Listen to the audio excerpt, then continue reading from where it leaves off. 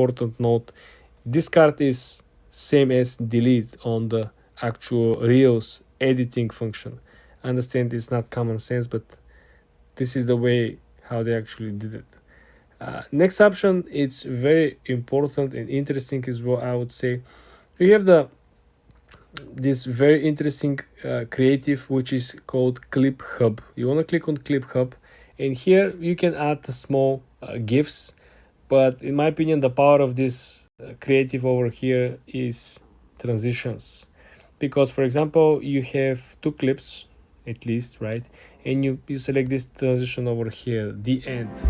You like it as is, you click next, right? And you will see what will actually happen when you play your video, right? Boom, and you have the transition. Also, you can adjust the transition itself by simply editing it, right? For example, you don't like the sound, you don't like the length. Now we can adjust the length. Why? Because it's too long.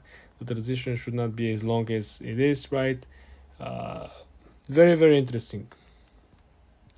Again, this particular creative over here will offer much more than what you can actually imagine, because you can, right, change the song, enhance the song on the actual GIF or on the actual transition. And this is simply very, very helpful, because you can essentially create much more detailed experience. It's not like what is already pre-made and you have to deal with, imperfections.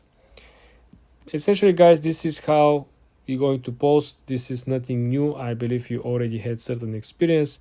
All we gotta do is, of course, to put the location, to put the hashtags. My advice will be no more than 8 hashtags. Make it very, very niche. Don't make it generic.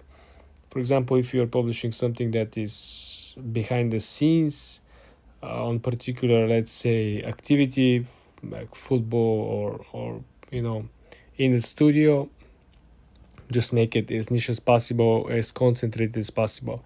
You might have less exposure, but you will get in front of the right people. Also, advanced settings